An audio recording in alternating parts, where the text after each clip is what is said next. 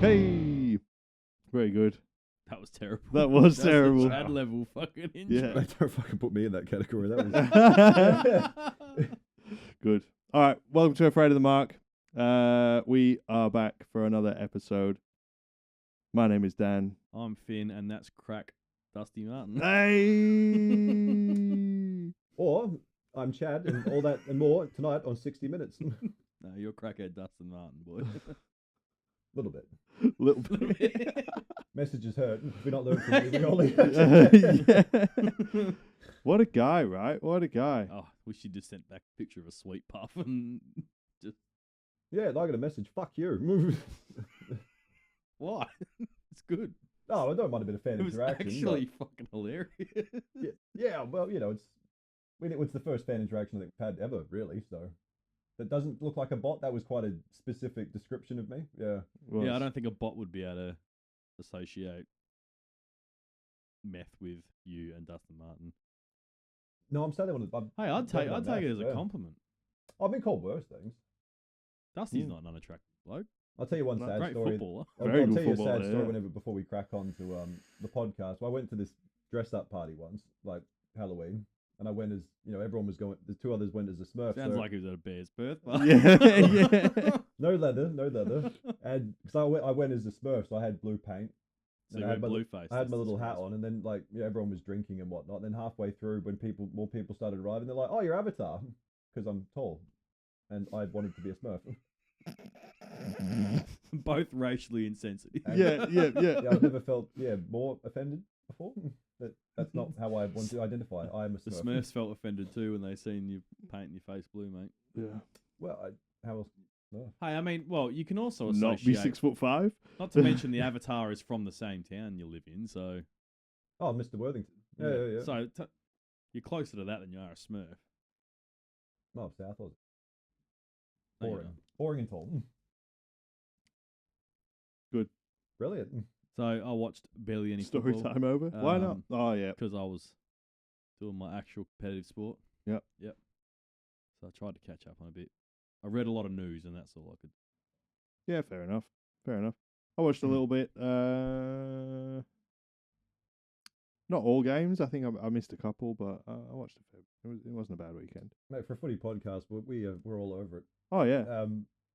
We're over the important stuff. No one wants to hear us reviewing games. Nah. No, We sat here and did that for years. I'll tell you what, Sunday was devastating, but like, you can't tell me that wasn't a good game on a Sunday night. No, I loved it. Like, Loved it. Really enjoyed it. didn't matter what club you support. Like, outside of the last 15 minutes, that was like a real good game of football. Yeah, I mean, your captain looked like a captain. Which one? The one who's leaving. The one who just slammed it on his boot and didn't look where he was kicking it, or the one who kicked 4 goals? The one who kicked 4 goals. Yeah. Doubled his goal tally for the Yeah, year in one game. Yeah. It's the first time he's looked like a captain or a forward. I think we said. No, Yeah. Well, I think the beauty of that is with Waterman not there, he's able to do it. But Yeah, 100%. Cats were quite surprising at the end. They just found third gear and went, oh, hang on, we might be able to just put the boot on the neck. Yeah. They did really well, man. I think Ruben Jimby absolutely nailed the night. Hear what Jeremy Cameron said after? Yeah, he got the chockies. I'll give him to him. I was having a Yeah. discussion with someone when that game started, and he's like, "Oh, I fucking hate Geelong. I fucking hate that bloke." He's like, "Should have stayed at Giants." And I said, "Well, he did an interview saying that if COVID never happened, he would have stayed there." I was like, "But Jeremy Cameron's like good people. Yeah. He's like good country boy. Everyone loves him. He's kind to anyone he can be kind to. I said he's the kind of bloke you want to be mates with. He's just all round. And he's a great footy player. You can just like he's good sportsman." And then he said that after the game. I was like, "I fucking told you. Yep. I told you. He's telling this third-year player that he beat me. Yeah. Beat me fair and square." Like, And he fucking did too. he did, belted him. Great contest actually. Playing that much bigger than himself. Yeah. And Cameron, He's done that all year, to be honest. yeah, like, but that was like that was next took level. a scalp, and Cameron had to work his ass off to finally get something at the end of the game, Yeah. It's, No, it was good. It and was he a good game all How many around. goals he kicked in the end? 3, was it? 5. Yeah, I got 5. Yeah. Yeah. At least it wasn't 6. Yeah. No, you got 1 in the first quarter and then That's 4 in right, the yeah. last. They're all in the last 10 minutes, weren't they? Mm. where's that put him on the Coleman ladder? But He'd he's be like, top of the ladder, like two clear of the I next. thought he'd Maybe. be further away than that now. No, Hogan's dropped off a bit. He'd Yeah. have Yeah. he's had like 5 goals in the last 4 games or something. Oh, he's 5 ahead. It's Yeah, I Jamie was gonna Elliott. say, Jamie yeah. Elliott's on 33. Jeremy He'd be Cameron's on 38. And yeah, Jamie Elliott, same stat. He's had 5 goals a game. Yeah, he's in had. his last 6 games or something. Yeah, he's had 5 6s. Like, he's been gone beast mode. He's hit his personal best like 3 times this season. So Yeah. after breaking that record at the start of the season, it's good. I thought then Jack Higgins was going to be the small forward. He gets up there, but Good crowd turnout. So was it 42,000? I think. yeah, For a Sunday as well, on a Sunday night. Yeah, I mean we had a public holiday in WA, so it's not. Probably handy, yeah. Yeah, it helps a bit, but it was just really exciting. I just wanted to touch on how good it was to watch that game, not sit there going, "Oh, we're getting flogged like this." This is actually In the first quarter, I was a bit like, fuck, I'm just going to turn this off. I don't know if I can actually do it. And then I'm so glad I didn't, because 5 minutes later, it was like... Yeah, but it wasn't. They weren't getting belted. It was Nah. just not quite going in their favour. Yeah, and just little errors and things that were just making me go, oh, I just can't watch this again. Yeah.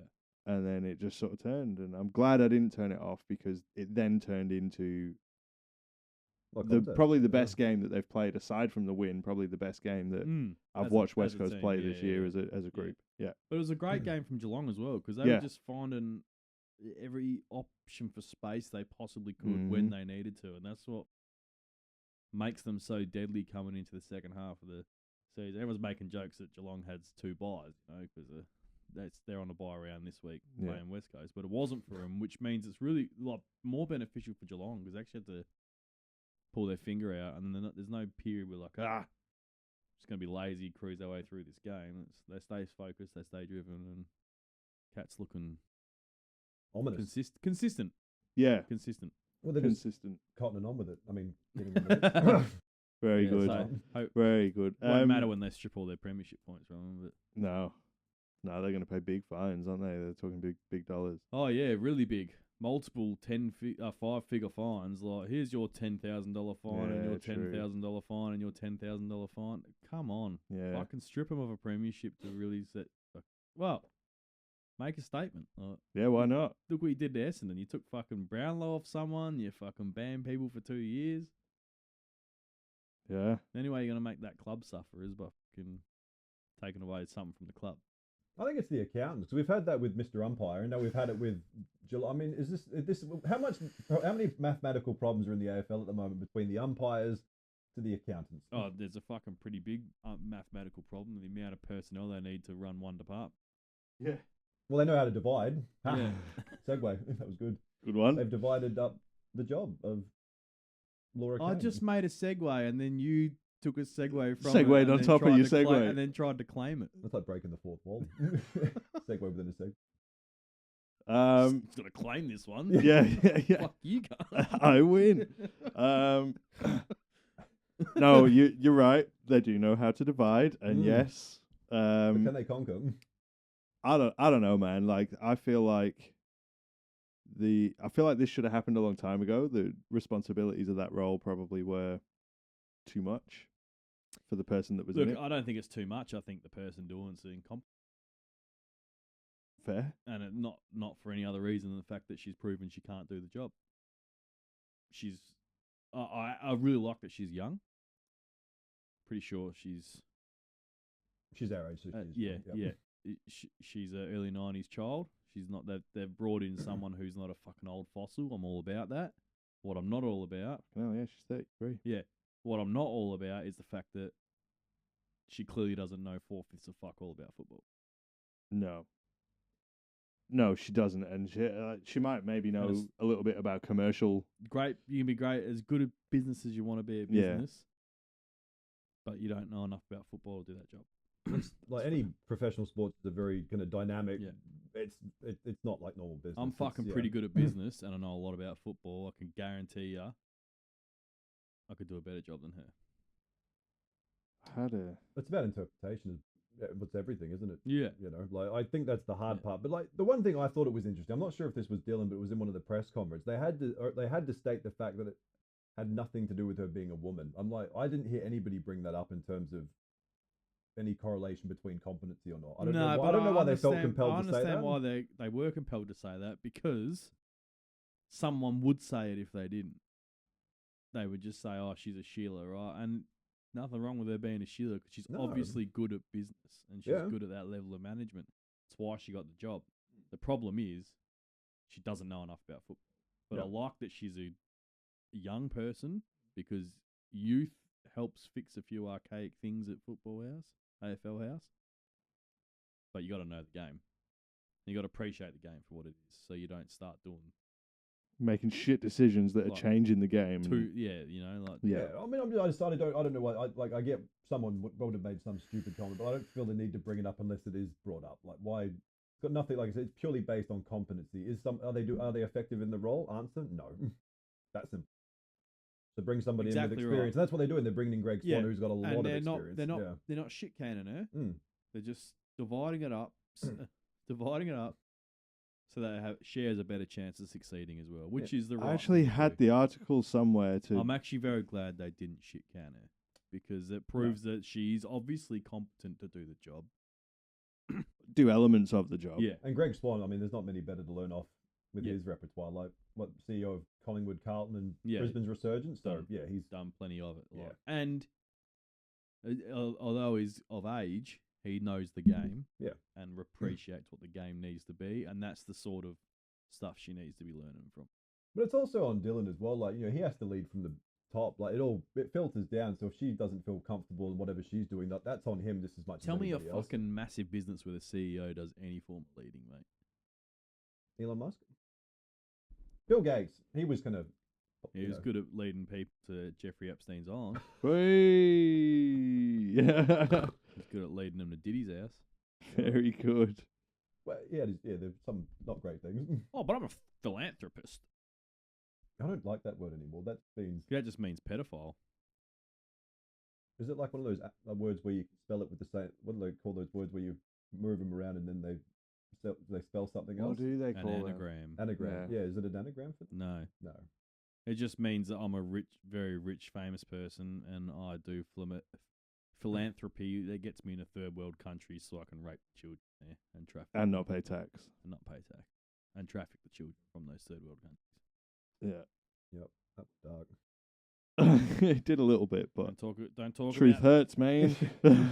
We're an anti-pedo podcast here, mate. Don't bring them up. You don't want the cold hard truth. I'm sorry, I've been scrolling, but I've been trying to find... You'd think you'd come prepared, eh? Mate, come on. I've been trying to find the thing... Eat a bag of dicks. About...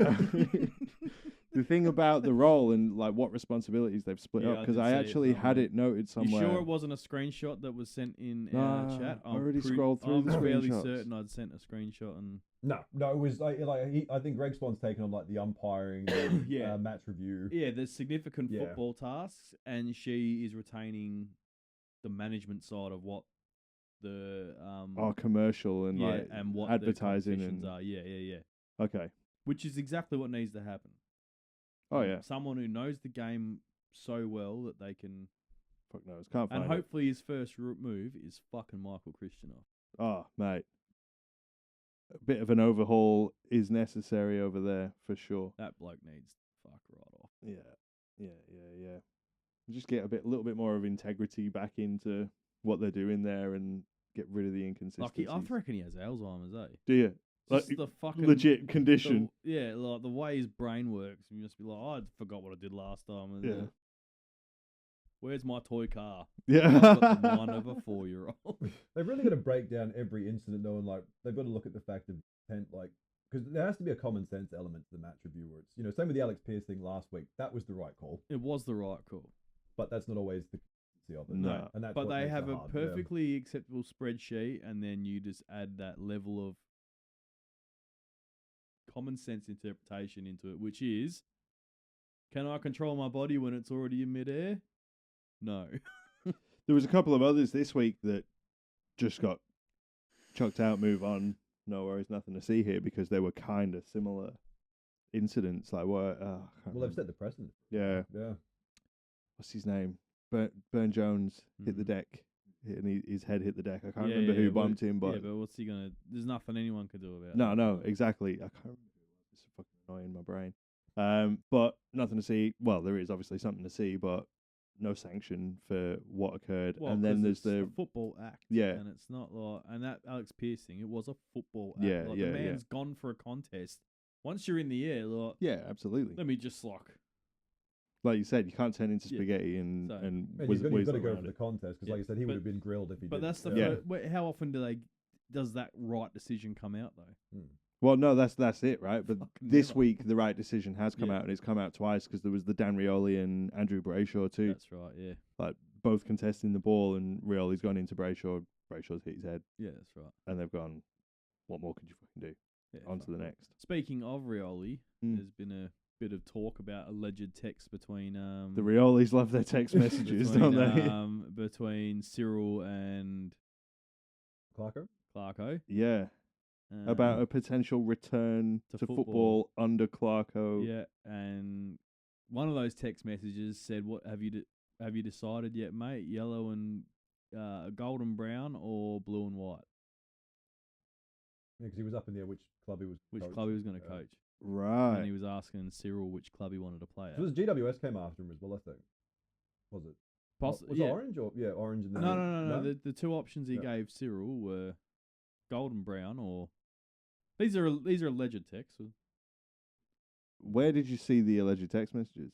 I've seen the news report of the alleged text messages. Yeah, there was a few that reported. Yeah, the 2022, I think he was talking about returning. Yeah, as a player. But that's what Clarko was going to dictate where he was going to coach based on where the Cyril was coming back to play. Decision was.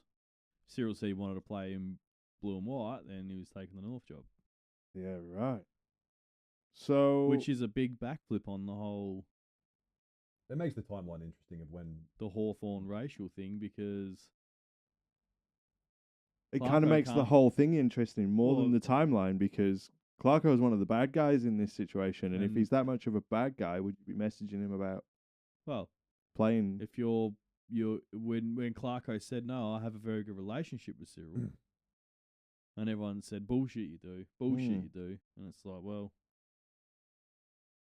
he clearly does, and I reckon the keyword, the buzzword of it being alleged is because they probably do exist, and that's why the whole Hawthorn racial thing has just.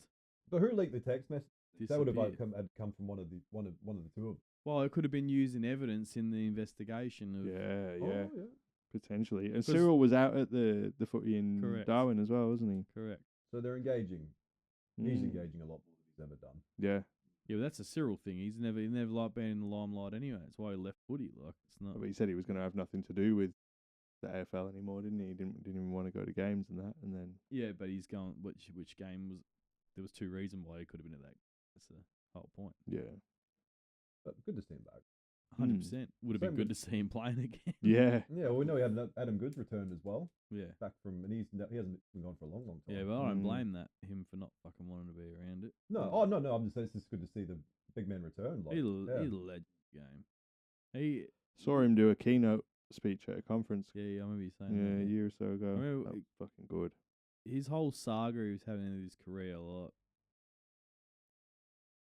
it was horrible, but he also just stoked blame. What do you reckon's gonna fucking happen? You're just gonna piss everyone off, and they're gonna keep doing it. And if you just didn't poke the bear, people be talking about how good fucking Adam Goods is, greatest fucking Indigenous player of all time, and instead you just It's sad that gets overshadowed because he was even in 2012 he was playing Randy with two bad knees. Mate, he is the greatest Indigenous player that's ever played, and. He can play any position too. He won multiple Australians for different positions. Two-time Brownlow, dual Brownlow medalist, dual grand final premiership, man. Premiership player, and just absolute fucking sensational footy player. And because he had this chip on his shoulder, which I can't say whether it was justified or not. I don't know, but he continued to upset people, so they continued to retaliate. Yeah, and it was just let it go.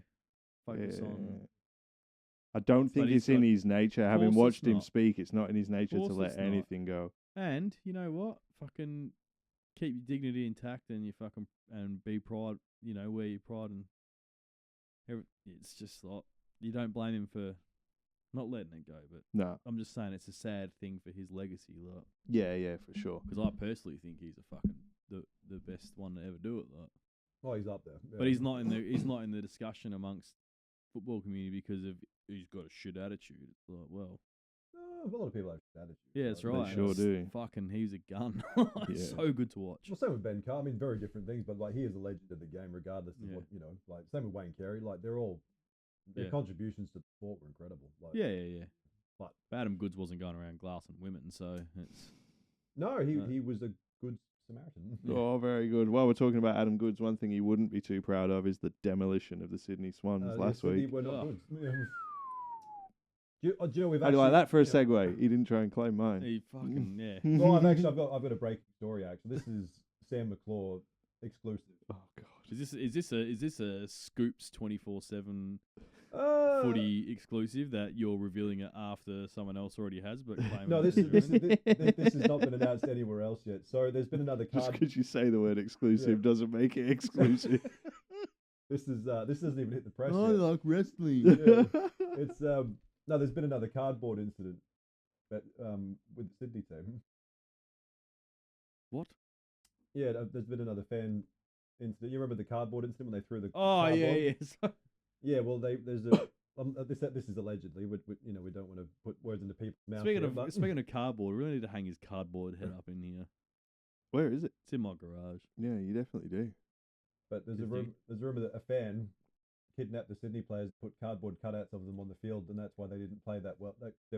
Come on! Did you build it all up for that? Come on. Well, they looked like cardboard cutouts of themselves. They weren't really doing much. Like that's for someone who's so good at delivering jokes. You fucking shit the bed there, eh? And that's actually probably a pretty good joke too. I'm just saying, like the way they played, like Look, you're dead right. Yeah, you're dead right. But the conspiracy podcast is alive. That's your least well delivered joke I think ever. Yeah, it's up there. Yeah, you overthought that. I did. Yeah, and it's a good joke too. You just fucking cooked it. Yeah. Well, here we go. Well, they didn't play well. Just to summarise. So Don vetoed the whole thing. They suck. Oh shit! That was the ramble. Yeah. That was the You should apologise for saying that. Yeah, apparently. Yeah. People are easily offended. Every year we get more easily offended. I find. Like even if you say something that's true now, not offensive, it's offensive. It's good. Yeah. We have a go at the players for not wanting to talk to the media, and then that's why. That club is about to face real dire straits. Oh, 100%. For the first time in a long time. Yeah, because there's going to be a few players that are going to be going close to their prime, and they're going to go, I don't want to do this here. Yeah, like there is way better opportunity out there. And there is 100% there is. Want to cash in on it now. Yeah, and it doesn't matter how many times you say, oh, they've signed contracts, whatever, we know that it's not worth the paper it's written on. They'll just fucking move on it. Yeah. So, dire straits. Can't wait to see Chatty Warner wearing this. Yeah. What, your pants? No, this. Your jumper? Yeah. Oh, once he gets to, 2 years, then he's free agent? Yeah. He'll fucking out anyway. Just request a trade. Yeah. He'll out anyway, and then the turmoil will fucking... And Sydney have said that they're going real hard for a key forward in the trade, so just like... Well, they haven't got one anymore. Yeah. What's is this salvageable though for the Swans with the list and the way can they get back? No, well they don't have any draft capital coming up, and I don't think their academy options are too crash hot either, which leaves them in a real big pickle because there's 2 drafts before it all turns to shit, and they're on a fast track to the bottom. Can I just because you said pickle, I had a epiphany this week. Do you know pickle is not like an actual thing? You just pickle things. Yes. Was I the only one in Australia who didn't know that? Clearly. All right, cool. I just for anyone who didn't know pickles that, are just cucumbers that have been pickled. Yes. Yeah, but you can pickle many things. Yeah, but it's not pickle's not the actual.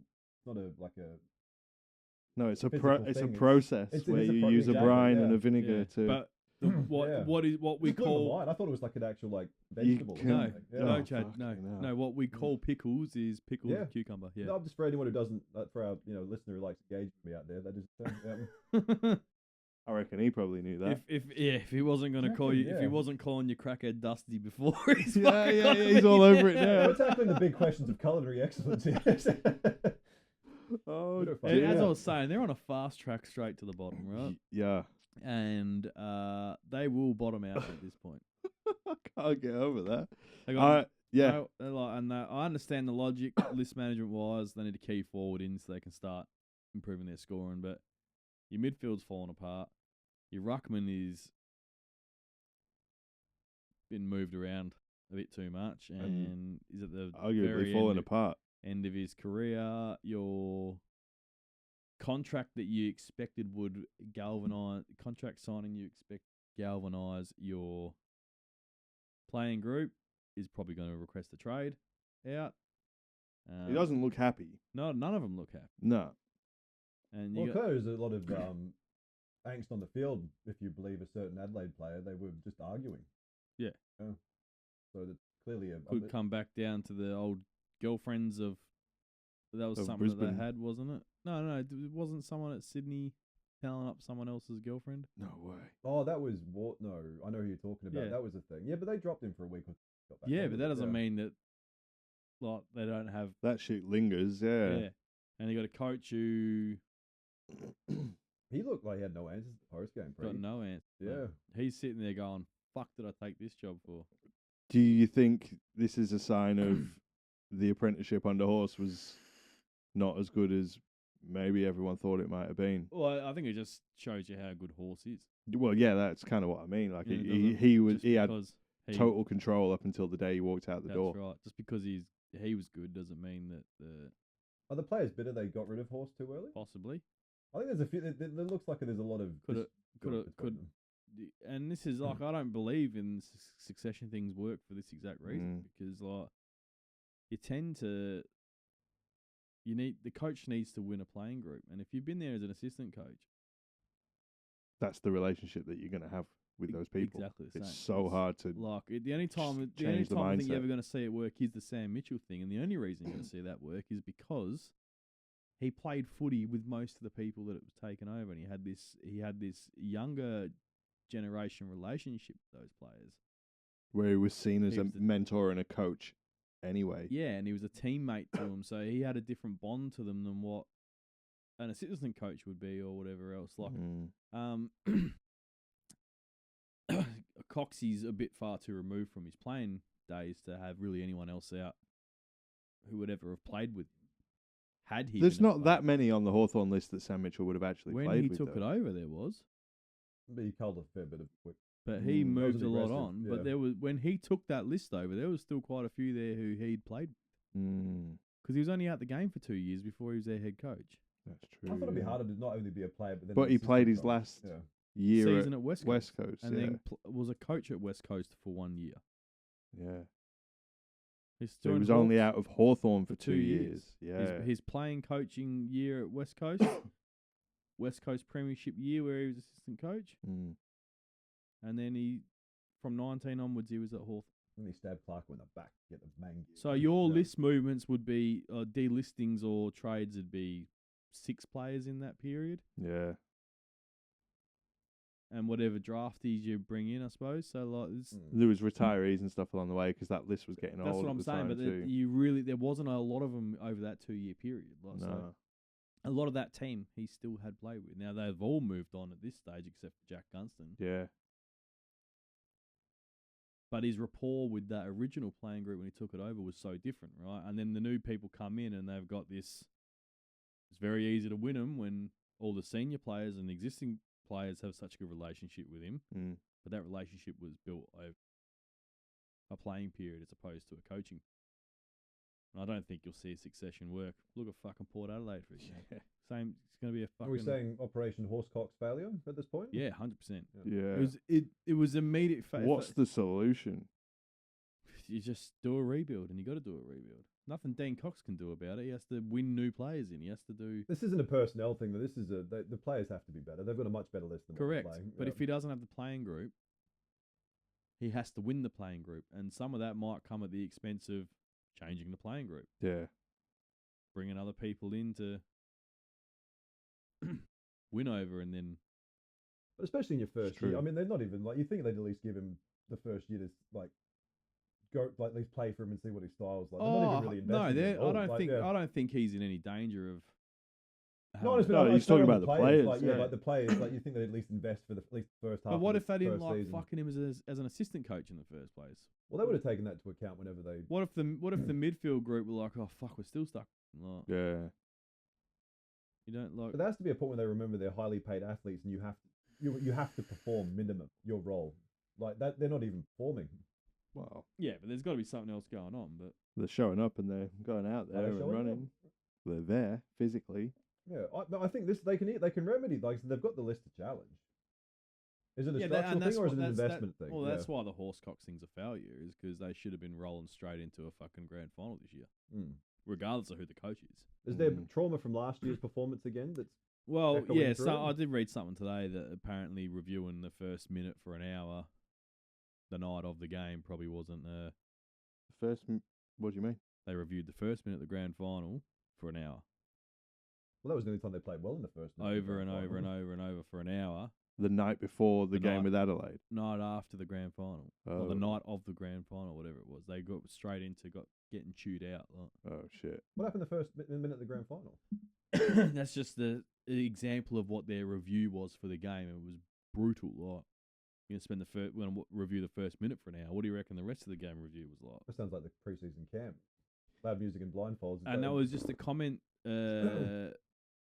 journalist had made regarding what's going on at Sydney. Is there a bit of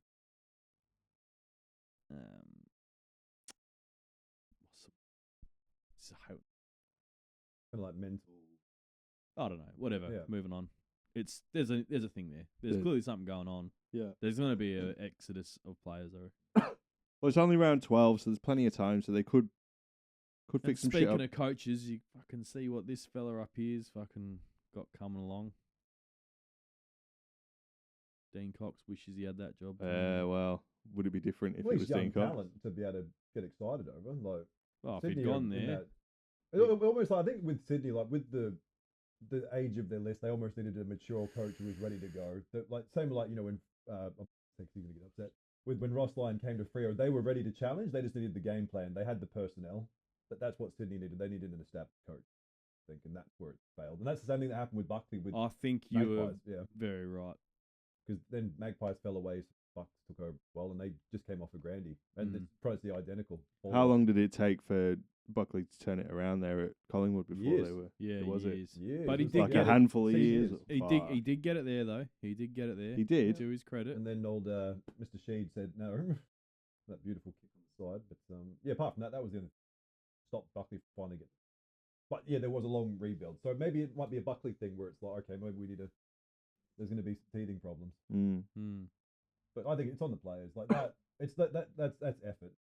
I agree. Yeah, I wholeheartedly agree. Yeah, so they lost by 90 points, and it's not their first. Adelaide's still not breaking a fucking 100-point win. Nah, but I mean they. Like you said on the way here, you were like Adelaide weren't good. They were still good, but. We executed our game plan. Yeah, very little pressure. Yeah, not to the best of their ability. But I mean, if they don't have to apply themselves, why the fuck would they? Like, no, exactly. And you still get a fucking because they'd be highest percentage now, wouldn't they? Yeah, 100. I think 139. Yeah. So no, we're well positioned and we're third in the ladder. But I think the Gold Coast still have a game in hand. So who knows? So you're fourth. Yeah, they're top 4 now, aren't they? Yeah, third. Yeah. Yeah, where they should be. How did Collingwood end up on the top? We spoke about this the other day. I know, but it just like it just happened, and it shouldn't be like this. Oh, we got to make mention of it, don't we? Nick Dacos. I haven't brought him up in ages. I think it's fair to bring him up once. 82 games before he takes his first contested mark in his AFL career. It's fun being a midfielder now, isn't it? Isn't that crazy? No, who else? And even the mark itself was kind of semi-contested Yeah, well, too. But... look, and I laughed about that, but you know what other player doesn't add a contested mark yet? Who? Matt Rowell. Shut up. Really? Has never taken a contested mark in his AFL career. Nope. What the fuck? Yeah, it kind of makes sense because he's always at the contest, but yeah. But the ball travels from one end of the field to the other. He's never taken a contested mark. That's and he's on crazy to me. 8 games or so. No, he's on more than 8 games. Yeah, 15 meters. It might have been. He had a year and a half with injury though with the shoulder, didn't he? I think he's on 84 games, 85 games.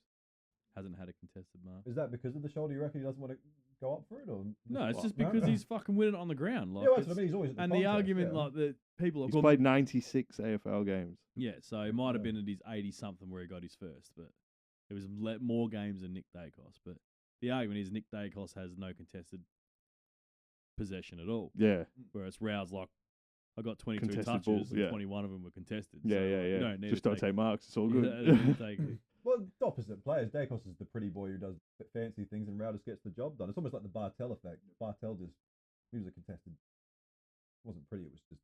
Fuck, he's a good player, man. But Jimmy Bartel was insane. Mate, he should be the next AFL CEO. I wholeheartedly agree. He's at the Giants, isn't he? Like yes, head of football or something at the Giants. Even he spoke well with the text message. Then he Malera did not need to apologize. Oh, sorry, our president did not need to apologize. That's weak. Yeah. No one even asked for an apology. But it's but I'm always saying like you said, the world's so fucking sensitive. It's just the world now that we just think we have to apologize regardless if it could offend one person. We have to no. I don't know time for that. That wasn't even. It wasn't even. I said what I said, motherfucker. They were a ramble. Like I didn't need to hear what they were saying to see that things clearly weren't going well. Nah. I just thought I'd just look at Matty Rowell's stats while he's talking there. Yeah. And his average contested possession is 11.8. Yeah. How much grass? I don't know, but he's got a career total of 1,210 contested. In 96 games. Contested marks, 0. That's crazy. Career total, 1. At 0 this year, and he got his first one at 80-something games. So. Madness. Yeah. What a player. So I knew that stat did exist. Yeah. Cool stat. And, Adelaide going well. Sydney? Not so well. Much. No, they're fucked. No. They are fucked. They're at risk of being overtaken by Richmond and North this year. Oh, easily. Well, they've won 4 games. With that list, though, that's sad. Well, just like the way that's they're looking, they're not going to win a fucking another game. Like. I think it's not up easy, man. They've got a Cox, but they need to find their balls. Richmond's a game behind them, and North's 2 games behind them. Where are they on the ladder right now? Sydney, 14th. Holy shit! Only on percentage. They're tied. They're 14th, tied between Sydney and Port. So that's crazy. They're percentage away from bottom 4. That is because they've had madness. so much success. I could honestly care less. Like no, it's fair. Even St Kilda you just feel bad for Coxie, man, because. Oh, you feel bad for the coach, but it's like I said, it's not always going to be the maiden voyage of let's go straight. I mean, this may actually help him as a coach. Going, all right, if you have to work through the really hard shit, then you get to the good shit. My next question is, how did the Dogs end up out of the 8 as well? Fucking Freo. Like kicking behinds constantly. That's kicking them into the big sticks and fucking Fremantle putting 3 together. That team not kicking straight is what stopped them from sitting at the very top point. Same with Melbourne. They were inaccurate as all hell as well on the weekend. Yeah. Like, they both kicked themselves out of the game. Yeah. It's odd. Yeah. It is odd. The Western Bulldogs will get back, though. They'll be all right. They will if they kick straight. If they keep kicking fucking 20 behinds, 30 behinds a game, you're not going to fucking get the W's that you quite clearly deserve because you're the most dominant force out there. You're going to put yourself in a crap ladder challenge too. Like you want to. No, they'll want to go from 8. Set a new record again. Same again. Yeah.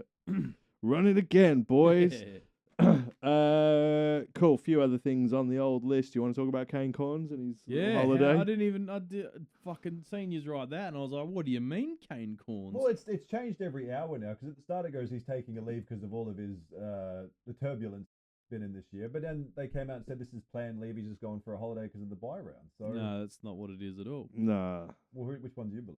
I believe the first story. The first story. Yeah. Well, he needs a bit of a break. He's being a puss. I don't reckon that's it. I reckon the fucking Channel 7's gone, you need to fuck off. Do ya? You reckon they're putting him on ice for a minute? You've upset too many people. You need to piss off. Are they dividing his job up? Hey? Are they going to divide his role? Maybe. You can't divide one. Well, you can. You can't divide zeros. Well, if it's Sam McClure plus Tom Morris equals kanecornes, that's the division. Yeah. 2 flogs equals flog. But 0 brain cells is still 0 brain cells. Doesn't matter how you fucking divide it. Like, yeah. 0 hot takes is still 0 hot takes. But no, I honestly believe it's that. It's got like you fucking pissed enough people. Like Channel 7 will eventually the whole network will be banned from clubs because of the fucking shit that he keeps doing. It's just like no one wants to put up with this shit anymore, and I fucking don't blame him. No, I reckon it's a cool off period. He didn't want to do it. It was a cool off period to say, look, go away. I reckon they've just told him to fuck off. Just settle down for a bit. Maybe have a good think about your actions, because like it's all well and good having like shock journalism and like rage bait people just for fucking clicks and that, but eventually it gets to the point where whilst the consumer of media can get upset as much as they want, it has zero relevance on the network, right? When you're upsetting people that are involved in the game. That is the point of your content. Yeah. When they start saying, go away. Yeah, we don't want to talk to you. Yeah. We're only going to deal with Fox. And then it's like, well, they're already in a fucking broadcast war. He's not helping. Hey, you're probably right, man. Maybe the Crows CEO can help him write an apology letter. Maybe. That's like worth apologising for. Yeah, no shit. No, I hadn't thought about it like that, but you're probably on the money there, because he's not doing anybody any favours by stirring the pot all the time. Well, he's doing the network favours on the consumer end. It's just when you can't provide content because you've lost all your access, that at the end of the day, that access that you have is a privilege. It's not a fucking right. No, absolutely. And Channel 7 would have watched their numbers decline rapidly, given that they can't broadcast much. Like. Well, then how many adverts they have? Bloody, oh my God! The grand final was it last year? How many ads they've got? Every time a goal's kicked, ad. I want to see the replay. I don't care about Bunnings or anyone else's advertising. That's why people don't like free at air TV. It's not free. Advertising. Gambling. Don't get started, but Don't get him started. You heard him. Talk about finance. Gambling needs.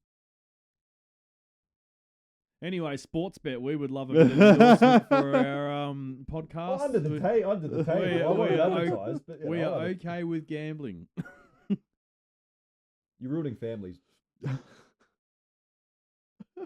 that it? Like, you can listen to that something guy. that's addictive now. Don't listen to that guy. Throw the mark.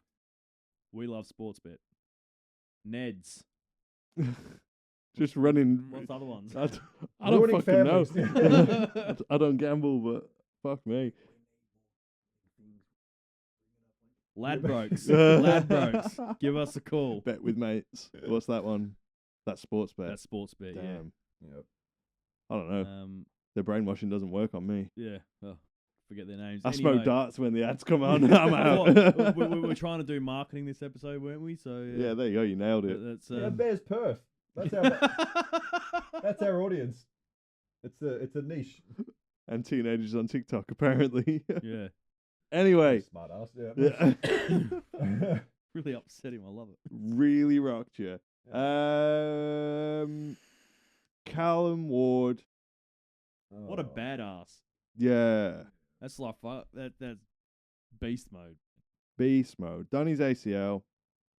Not happy. Had a bit of a cry at the side of the field. Not the end of his career. Yeah. Oh, absolutely it will be. Yeah, how old's he? 33? Same way Judd went out, wasn't it? Last game. Yeah. But in true Cal Ward fashion, gets on his crutches and hobbles into the huddle at 3/4 time when the team are 28 points down. Fuck out of everyone. Mate, gives them the pump-up speech of the century, and they go out and win by 3 points. A game that they should not have won. They were losing. No, there's a reason he's revered by not just his own club, but everyone in the AFL. Literally everyone ever. Like, yeah. He's a king. Yeah. He was inaugural captain Correct. at the Giants, right? He was originally as a Bulldog, picked up by him. He was at the Bulldogs. Yeah. Interesting. How long was he at the Bulldogs for before he went to the Giants? 2 years. Two. Yeah. 2 seasons. Then obviously you can see why they went after him. Was he in leadership at the Bulldogs before he went? Oh, he was only 2 years in, but he obviously had those traits. He was very out. Well, he was a high pick. Yeah. He was. I can't remember what he was. Anyway, he's a gun. Absolute gun. He's been a sensational servant to the GWS Giants. Yeah. And that's what a real captain looks like. Liam Duggan. Well, they confirmed it with scans today. That's a definite ACL. So unlucky. Feel for you. That's rough. That's a pretty shit way to end a career if that is the way it goes. It's a bad footnote, but I mean, look, 333 games, I think. So he's had an incredible career. And he only went around this year again just because I think him and his wife had a nice arrangement where he would play and she would stay in Melbourne or whatever. Yeah. Props to her for being, a good partner. That's good. Yeah. We like that. Yeah, we do. And you know what? If he didn't do his knee, he could have kept fucking going anyway. Probably would have gone another one, His body was fine apart from that. He's always been a good nick. Yeah, great fit. Great hairline. That's just thick. Totally impacts the way he plays the game. You just remind me of Derm. Yeah. Right, now, this is, we love ripping on Derm. Love a bit of Derm. Right, bit of Derm talk. Dermisms. So you saw, and this is my next segue, and you can't claim this one either, right? Shut up and listen, right? So Derm's partner, her son plays in the Waffle. Stepson, yep. His Derm's stepson, yep, plays in the Waffle. Been picked up in the preseason draft. Haha, my segue. Fuck you. Sweet, you did and that. Derm talking about his stepson's body, just specifically. Have you seen the size of him? Specifically, his favourite topic. Oh, he's got to be over 100 kilos. No way. No way. And it is awesome. I'll give him that one, though, because that kid is a monster. He's a monster, yeah. But it's like he hasn't been able to say that since Nick Naitanui, so he's really excited. Well, the players are 2 anaerobic. So did you say he just got picked up in the mid-season? No, it wasn't the Hawks. I can't remember now. Who did get Someone snagged Essendon. him. Yeah, the Bombers. Yeah, What's his name? Oh, Derm would have hated that. Of all teams. Yeah, that's right. Yeah, Bombers took him. His name is... what is his name? I got so excited when I was reading what Derm was saying. There was a transcript talking on the radio, and I was like... Even better. I was like, you're just fucking doing you're just playing into my gag at this point, Dermy. Let me find it. I love a Dermism, man. But we had the mid-season draft. The West Coast Tigers picked up Tom McCarthy. Yeah, well, look, you say that. On one hand, they got a VFL player, but he was the best prospect out. He's had such an incredible start in his VFL season. He has, which is weird, right? Because the week before the mid-season draft, I went to look at videos of him and that, and the video I found, I feel like someone had put it together for comedic value because it wasn't that impressive.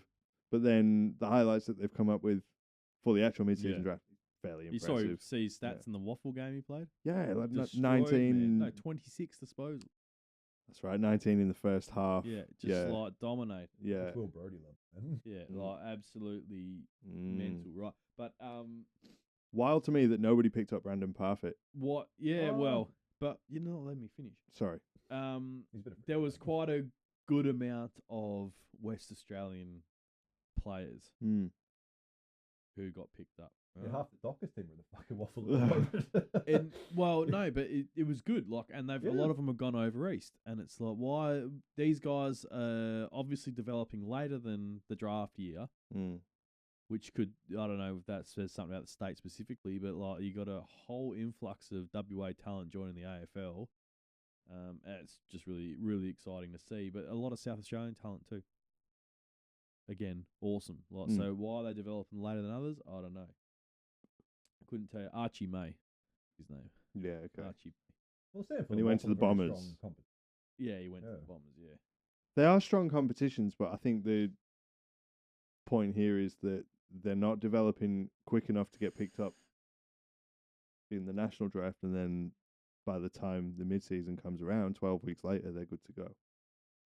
So are the development programs a little bit behind, or excuse me, is there something else at play there? Look at a lot of things. We are waiting a while. Yeah, for fucking everything. Is it a more of a personal development? Yeah, there could be a lot of different. Is it a maturity level thing? Is it? Who knows? It's an interesting statistic. I'd like to delve into that. Maybe. How many were from Western Australia? I'm just looking at that now. I believe it was 4. That's pretty good. Out of how many were picked altogether? Like 19 or something? 18, I think went total. But there was a significant amount, and let's count it. Robbie Fox was the Sydney player who got. That was the one who with the girlfriend. But sorry, just click. Oh, okay. 1. No. That was McInerney. Oh. They all did it. They all did it. They all just shared. Oh dear. 4. Team bonding. Yeah. 5. I'd love to know what he's counting. How many WA? How many fingers he's got? 6 from South Australia, 5 from WA. Oh, the whole lot. Jeez. Wow. Here's a question. How long are those deals that they sign? Because if you get picked up in the national draft now, you sign a 3-year deal, right? I'm pretty sure they're only 12 months. Yeah, okay. That's right. Well, it's a minimum of 12 months. It's at the discretion of whatever the club wants to offer you, I suppose. So the Dockers, I'll leave there for 5 years. Crazy, really. Well, you look at like then Ryan Marrick just signed another extension. Yeah, I think he's good till like 2030 now. Is he? Just signed another like a 3-year extension. Bloody led. And he's been getting extensions. He's had it every season since he got picked up in the mid-season draft. So, and like I'm sure John Newcombe was offered a good one from the get-go. John Noble would have had a 2 or 3 year deal in front of him when he was picked. You think of all the Durham, he would have had fucking probably a 7-year deal at fucking Noel Essendon's list management. Dodaro probably gave him a 12-year deal on fucking $900,000 a year. That was obviously an exaggeration, but yeah. Anyway, we do exaggerate a bit on the podcast. It's good. So it's 70% of the 65% of the draft was from WA and South Australia. Season draft, really exciting. So I'm looking forward to seeing a lot of those guys dress up for the first time, and hopefully we get some more superstar talent at an older age. Yeah, absolutely. Because it's changing. It's drastically changing the pathways for people. Yeah. Well, it should be, but players who are a bit older should have a chance of performing at the highest level. 100%. Like, just because you're 22 is not old. It is on Epstein Island, not in. Like the 23, even 25 is not old. No, I agree. Especially when you look at players key position players as well. Yeah, players that play until they're 35. We develop slower as well. So like 25 is like the prime, mentally, physically, like that's peak. Yeah. So give them a chance. Yeah, 100%. Speaking about giving men a chance, no word on the AFL from a mental health round. No, not a fucking peep. Are we a bit disappointed with their response? Or lack of. Or lack thereof, yeah. There's been nothing. There's been no acknowledgement of it whatsoever. No. Do we hope Greg Swan will put that on the agenda going into he'd probably be instructed not to. Is it? Because they can't play to a fucking social justice fucking narrative on something that is considered not misogynistic or fucking patriarchal. Yeah. So that's the issue still. What'll it take to change the narrative where they'll be able to green light it to put it forward? Like someone what fucking blowing their brains out in the middle of the G. Oh, that's the way it looks like to me. Fucking someone doing something horrific like that for them to realise that they're fucking instead of the common they're pandering to fucking social issues on what would reflect a minority doesn't match the narrative of what they need to be. So you think it's going to be more of something's going to have to be a dramatic instance? Of course it is. As if it wasn't fucking dramatic enough this year already, and there's just been zero acknowledgement of it. Like nothing. Just we doesn't matter who's been calling for it, which is 90% of anyone who cares about the sport. Nothing. Just fucking.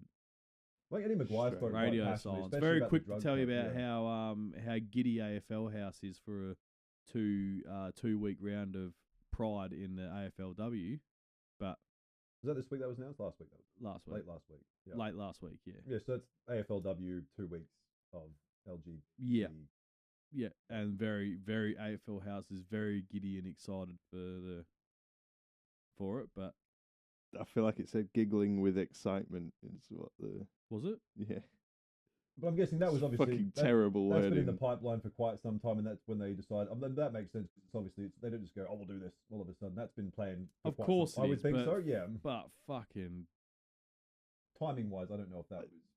It can't take that long to plan and make a decision about something like that.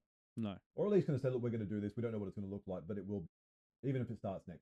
It's like I know that sponsors and whatever, it takes time to build all that stuff up. And look, I'm just going to double down on my point about the marquee game being fucking West Coast Geelong, because we saw a brilliant one on the weekend, and they could have started it then and there. Yeah. This is it. These two teams, last game of the round on a Sunday night.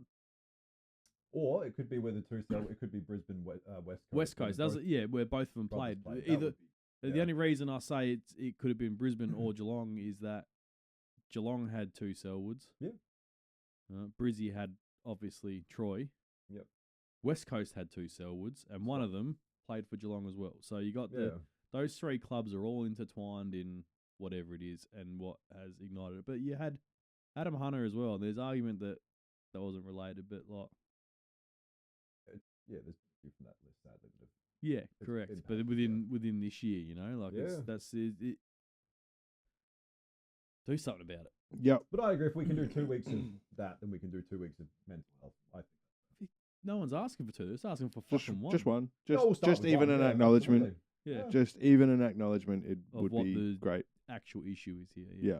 Yeah. So Beyond Blue, jump on board, make a noise. They've probably been blacklisted the same way we More are. than likely. Yeah, it's like Have we been blacklisted? It's Well, like we're we literally sat fully and said this a censored couple for of weeks ago, man. Like the video got no views, and they cannot sit there and promote something like Lifeline or Beyond Blue or what have you when they're charging other companies through the fucking nose for that little space on the screen or that 5 seconds of that footage in between goals. Well, the ironic part is the impact of mental health that gambling has on people and families, and yet they'll advertise that, yet they won't do the reversal. Same with alcohol, same thing. Like anything that's addictive, I don't know how they can still advertise. You gotta take the gambling responsibility isn't on the AFL. That is on Fox. It's on both. Well, the AFL give broadcaster whoever's paying the most for it, right?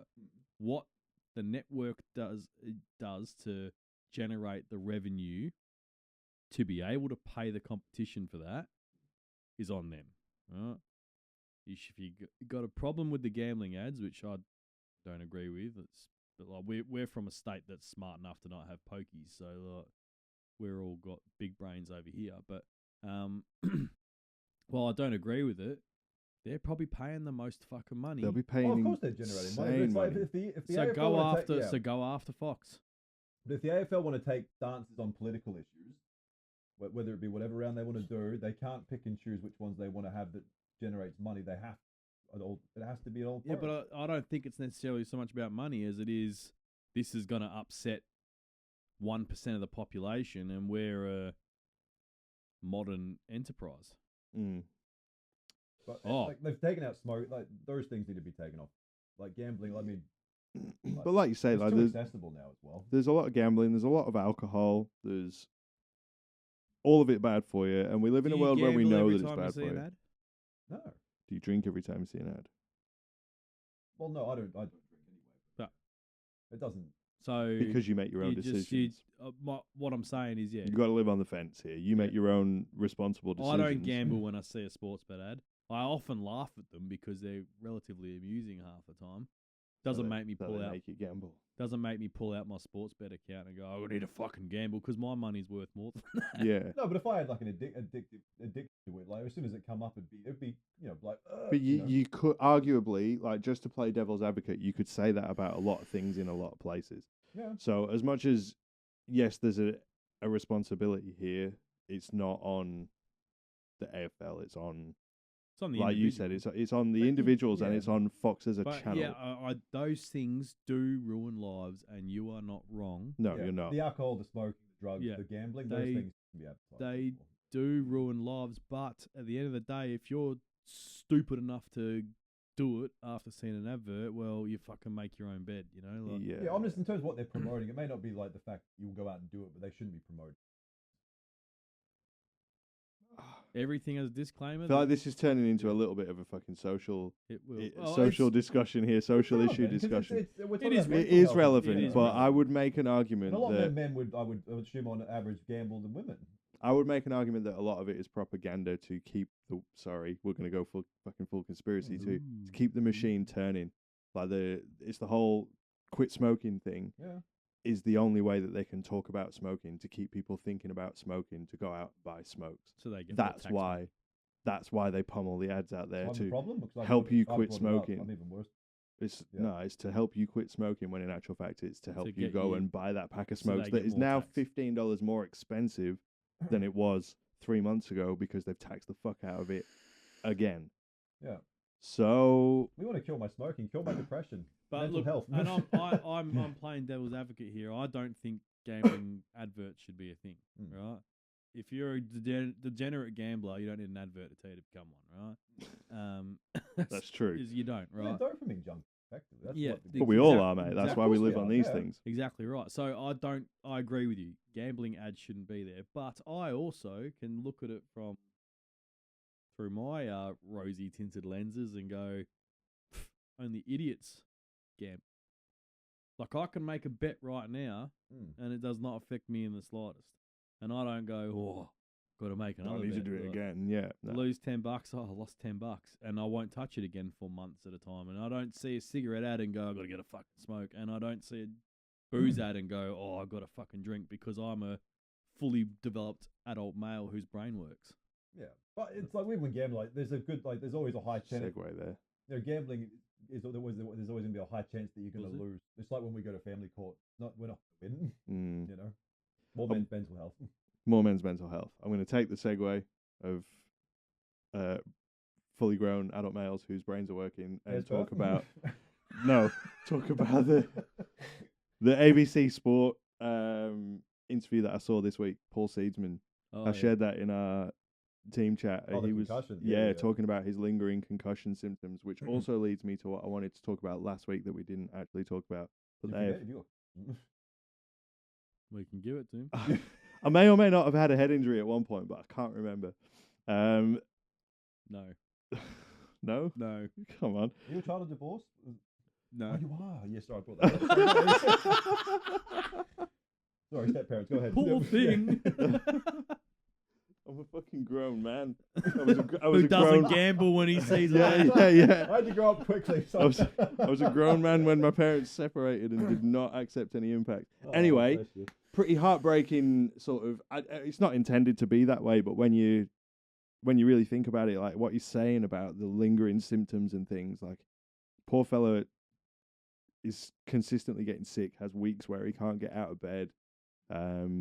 Vertigo, blurred vision, constant migraines. He talks about in the interview about how it's kind of like a mobile phone battery, and he's all good when he's fully charged, but as soon as he sort of starts to get to the yellow, his day's coming to an end, and if he hits the red, he's like fucked and bedridden for a long period of time.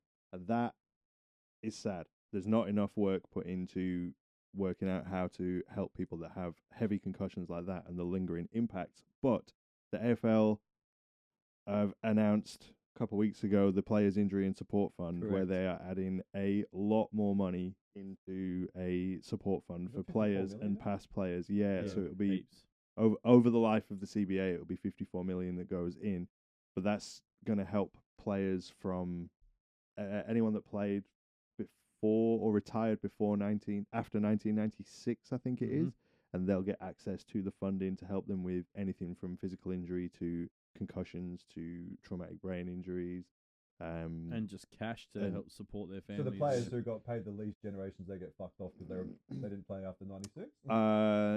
No, it's probably got something to do with the likelihood of them having other medical conditions, likely CTE or just life things like the AFL can't, like, nice when you played in the 80s and now you've got cancer and you want the AFL to help pay for your treatment or something like that. But that's it's probably you've got to draw a line somewhere, right? There wasn't scientific evidence prior to the fucking late 90s that did anything anyway, and that's where there'll be some form of time frame in that.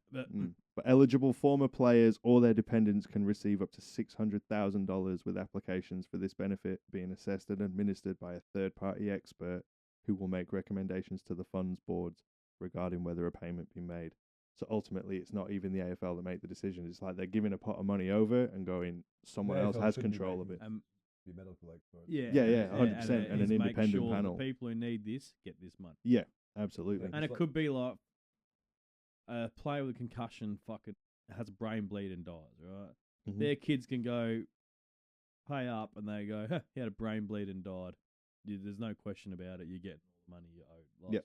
I think it's great, and it will gradually increase in size. But that's where all the player fines. That's where all the fines should go. If they're going to fine people still with all that crap, that's where the money can go. Hey, that's a good point. Also, little things like outside. Before you were talking to me about Sam Newman, something you read about Sam Newman today.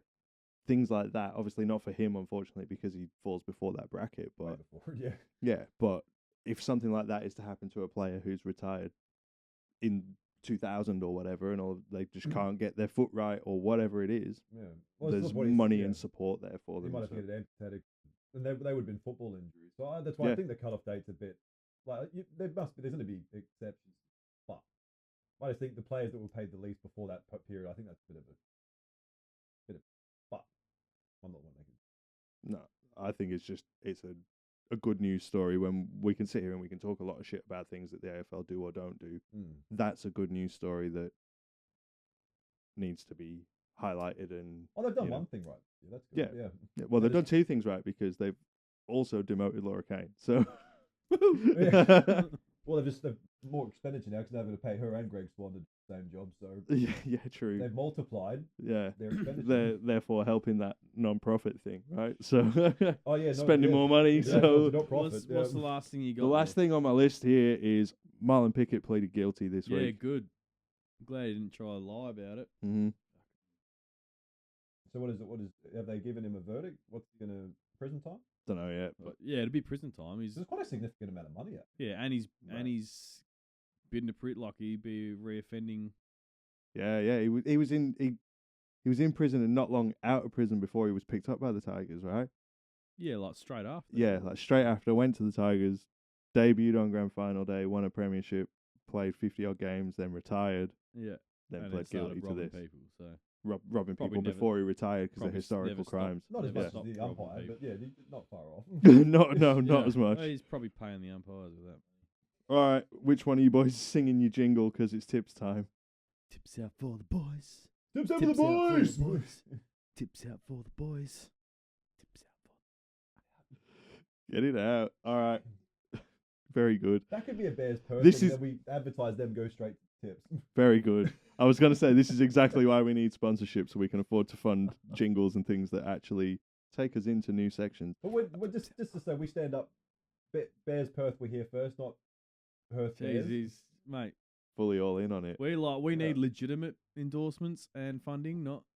Yeah, well, I'm sure they've got money. I'm just saying we stand up for the They're a social club. They don't have fucking money, mate. We stand up for the little man, or the big hairy man, whichever way you look at it, metaphorically and physically, yeah. We'll fight for you. You're hurting our cause by what is a very good running gag. It's hurting our financial cause. Okay. Sponsor us. I'll email them this week. Yeah, sweet. Yeah, there you go. There's a job for you. Get out there. I haven't emailed off the old... So this first game's pretty hard to pick. Why have you looked? Yeah, Western Bulldogs Hawthorn. Yeah. Ooh. That'd be hard. Well, Hawthorn are kind of on the dip. Yeah.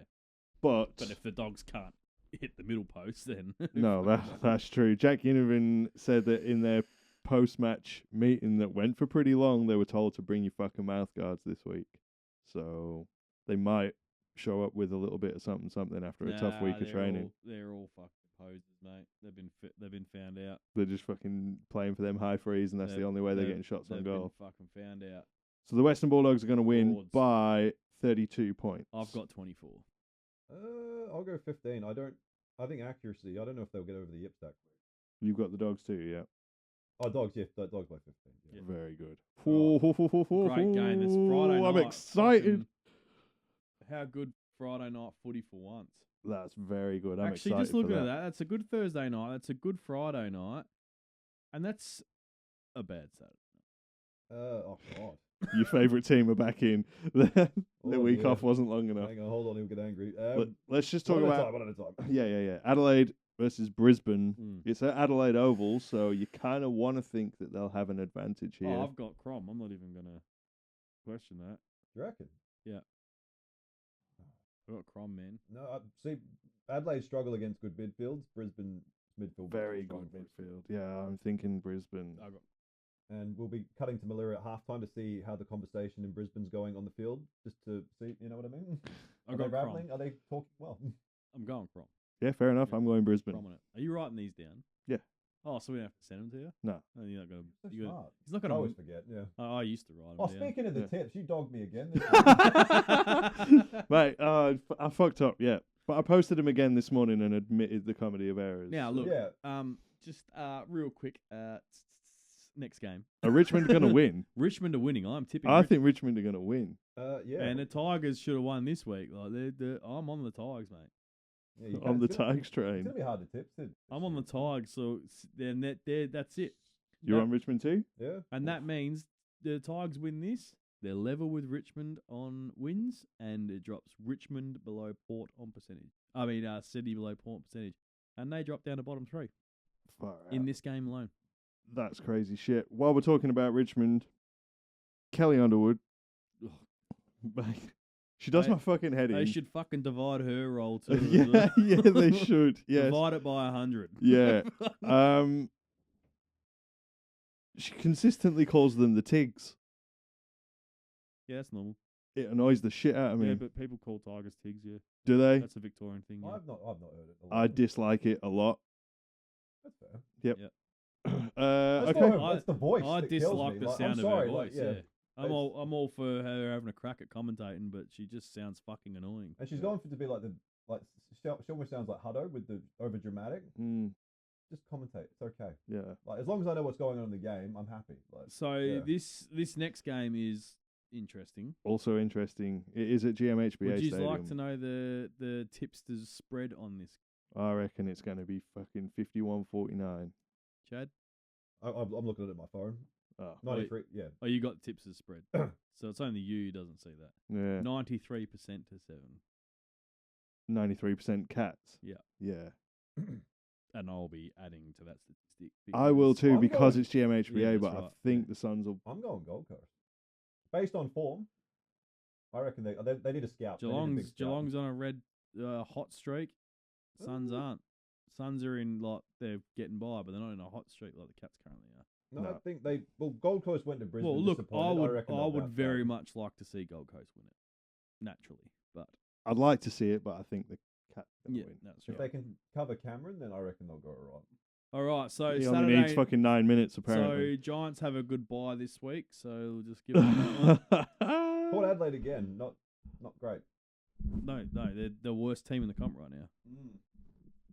Because unlike West Coast, Richmond, and North, they are not competitive either. No, it feels like Port are going under the radar a little bit in terms of their performance at the moment. But a lot of I just don't have any energy to do another season of telling everyone how right I've been for the last 6 years. So they're not getting under the radar; they're just giving up. Same heavily weighting. What GWS 95% tips for Port Adelaide 5. Sunday Giants morning in Bunno. Are we all on Giants before we? Yeah, of course we are. Sunday morning in Bunno. Bunbury. I'm going for it. Yeah, me too. I said I wouldn't, but I'm doing it. So it might be a North home game, but it is a fucking West Coast game, mate. What's in Bunbury? It's in Big Bunno, Birds mate. win, yeah. Just down the road. This is the start of 2 in a row. Just saying. I'm going to go North. No, it should only be this win, then no more for the rest of the season. No, it's going to be this one, and then they're going to beat Carlton next week. No, they're Stadium. not. Yes, they are. No, they are. Yes, they are. Can you pull that look at your camera? They are. We need Carry to on. drug test you before the game. Yeah. That little drug reel of you. Yeah. I posted that on YouTube saying that I'm now subject to weekly testing. So there you go. Are you going West Coast or North? No, I'll go North. Silly lad. Me? Oh, It's all right. Silly lad. Unless Jack Darling comes over and fucking bangs 10 on, they ain't winning that game. There's no way Jack Darling kicks a goal on Ruben Jimmy. Nah. You're right there. Carlton versus the Bombers. Carlton. No, I'm going to go Essendon. Yeah. I mean, it's going to be close, I think. Like, both teams struggle to score. But What did you say?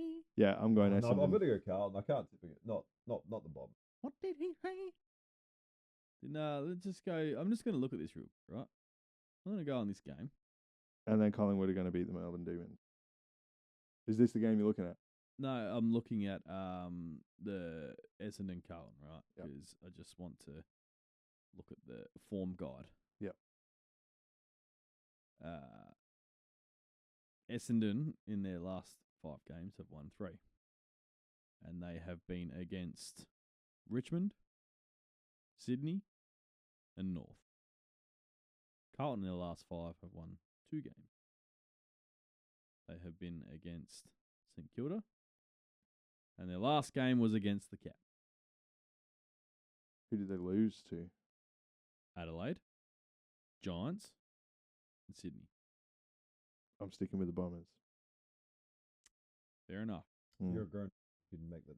Yeah, you can make that wrong decision. Yep. I should have fucking listened to you going, go on, tip Freo. Go on, tip them. Well, I should have fucking listened. Find it weird that Freo and St Kilda both have the buys, like Ross Lyons, both teams got the buys. That's a weird conspiracy. What is with you and your fucking love for Ross Lyon? I'm going Collingwood. Mate, he had the best post-game press conference where they asked him what he's doing for the buy. He goes, I'm going to Vegas. You want to come? Yeah. The boys. Collingwood or Melbourne? Oh, Collingwood. Okay. Yeah. That game's going to be the upset of the round, FYI. What? Melbourne are going to beat Collingwood. That's going to be the upset of the round. You reckon Melbourne will knock them out? I'm tipping Collingwood, but I'm just saying that there's knowing how this universe works. And since both season 2025, since both Fremantle and St Kilda aren't playing this week to do that to every single tipster, it's going to be the D's instead. Man, fuck Freo. Afraid of the Mark. We are all over socials at the moment. We are on Instagram. We're on TikTok. No, we're semi on Instagram. We're hardly using Instagram. I forget. TikTok. We're just going to repeat the same thing we say to you every time. When you make your shorts, schedule all your posts and do it all at once. Yeah, I need to plan better. And if you can't do that, send them all to me and I'll do Instagram. Is Greg Swan free? Maybe you could take half of my role. I'm feeling stressed. I need to go like kanecornes. I need a week off. Fuck me, you've already had one cunt. You're not having another. I was sick. That wasn't a holiday. That was yeah. No, I believe you. Anyway, you were actually quite unwell because you came in the following week unwell. Yeah. But we are on social media and we are looking to partner up with some great people. So, Chad will be in touch. We'll email the Bears. Or anyone of any reputable stature, local businesses. Or even straight businesses or any business, really. Like either either. Hey, we're diverse. We should look into gambling. Right? We're gonna go gambling. We're gonna have a marketing meeting. We're gonna go alcohol. Jesus rip Christ. it up. Winfield Blue will give us the sponsorship. Finfield, mate. I'll smoke a package during the fucking podcast. Chain smoke. Imagine how manly we'll look during that part. This makes me think of Cancer Man from X-Files. I've had enough. Right. I'll stop smoking. Shut up. Just shush for a minute. Once again, Afraid of the Mark. We're on Instagram, kinda. We're on TikTok. We're on YouTube at Afraid of the Mark Podcast. Not afraid to tackle the big topics though. And it's better to watch than listen. I'm just going out. Fucking liabilities. Yeah, we're done. Afraid of the Mark. See you next week.